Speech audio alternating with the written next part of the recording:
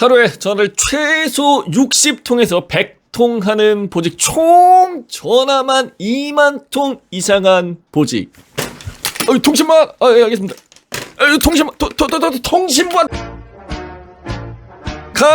분이 사연이고요. 안녕하세요. 요라사님, 코로나 군번으로 병장 만기 전역한 시청자입니다. 영상들을 보는데 반공에 대해서 소개한 영상 여럿 있었지만 반공 작전 통제병에 대해 소개하는 영상 없는 것 같아 이렇게 두서없이 몇 자 적어봅니다. 저는 훈련소를 수료하고 반공 학교에서 교육을 이수 땡땡사단 직할대인 반공 중대로 배정받았습니다. 반공 작전 통제병은 줄여서 방작병 그리고 AOC병으로 불리는 보직입니다. 여단급 이상 반공부대에서 운영하는 보직이며 전시에는 군단급 반공부대 작전 명령 사항을 예하 반공 진지에 신속하게 전달할 임무를 가지고 있고, 평시에는 반공 진지, 반공 장비가 있는 부대와의 통신망 관련 장비들을 점검 및 관리와 수리를 하고 군단에다 보고하며 역시 반공이다 보니 자체적으로 하늘을 감시하는 임무를 병행합니다. 대단합니다. 특이사항으로는 이 보직은 사단 지휘 통제실 CCC에 들어가서 근무를 서기 때문에 먼저 신원 조회를 한 후 2급 비밀 취급 인가증을 얻은 후에 근무를 섭니다. 또한 반공진지 병사들과는 다르게 방작병은 프로그램으로 하늘을 감시합니다. 이 프로그램이 군사 2급 비밀이며 저희가 가장 중요하게 보는 감시 장비입니다. 대충 설명하면 어디서 언제 비행기가 뜨는지 다 보입니다. 하루 일과로는 근무가 없는 날 기준으로 6시 30분에 기상, 7시 아침 점호, 7시 30분부터 9시까지 식사 후 TV 시청, 9시부터 11시 30분 오전 일과, 11시 30분부터 1시까지 식사 후 TV 시청, 1시부터 4시까지 오후 일과, 4시부터 5시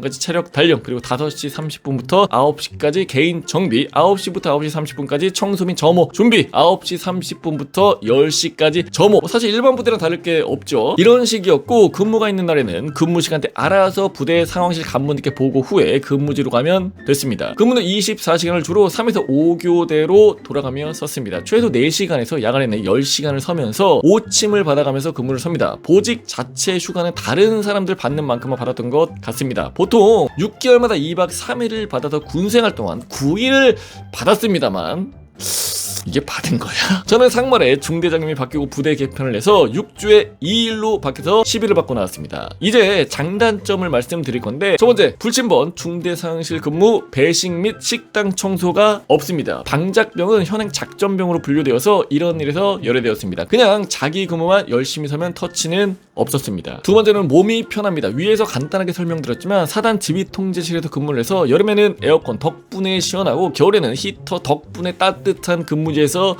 근무했습니다. 이거면 다 아니야?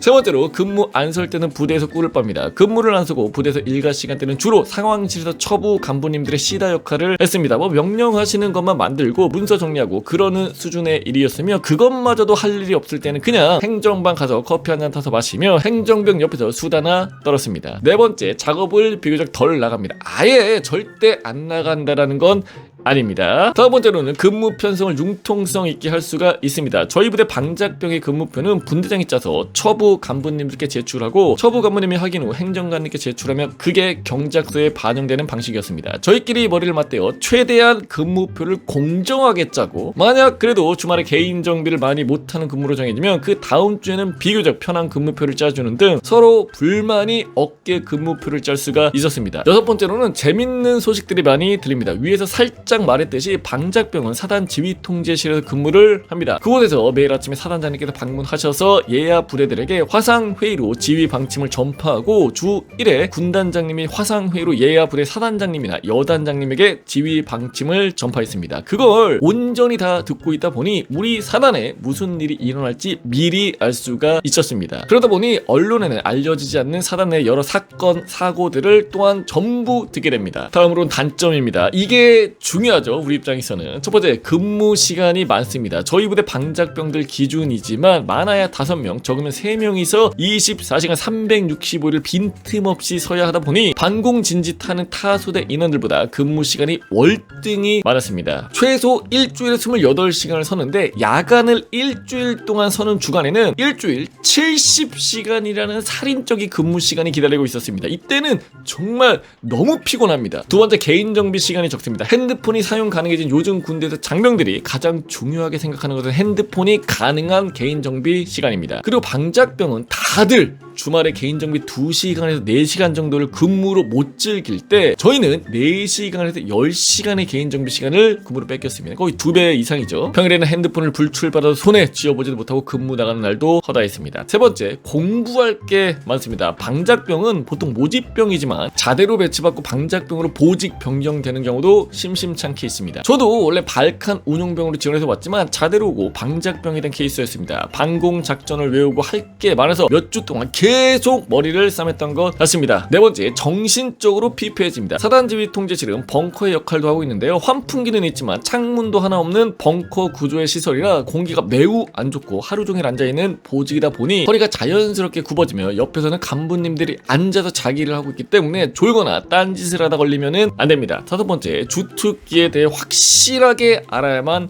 합니다. 단점 3번에 연계되는 이야기인데요. 군단급 방작병은 간부 1명과 병사 2명이 근무에 들어가지만 저희 부대는 사단 반공 중대라 반공 작전 전문 간부님도 편제에 없었고 방작병도 부족한 상황이라 동반 근무 같은 게 아니면 언제나 병사 1명만이 근무를 섭니다. 지통실에 계시는 간부님들이 반공 관련 일이나 상황이 생기면 무조건 저희부터 찾습니다. 지통실 안에서 반공 관련 병가 사람들이 저희밖에 없기 때문에 이 책임의 무게가 너무나도 무겁고 불안해서 군생활 동안 상담도 여러 번 했던 것 같습니다. 여덟 번째, 휴가를 나가기가 힘듭니다. 위에서 계속 말했듯이 저희는 24시간 교대 근무를 3명에서 5명이서 섭니다. 한 명이 휴가를 나가면 당연히 나머지 인원들이 고생을 더 하게 되는 거고, 그렇기에 한 번 휴가를 다녀오면 다른 인원들이 전부 한 번씩 다녀온 뒤에나 자기 차례가 됐습니다. 저는 코로나19 플러스 보직의 휴가 신청 어려움 때문에 군생활 동안 저녁전 휴가, 그러니까 말추를 제외하고 1병 3호봉 때 한 번, 상병 5호봉 때 한 번, 상병 6호봉 때 집안 경조사 청원 휴가로 한 번, 총 3번이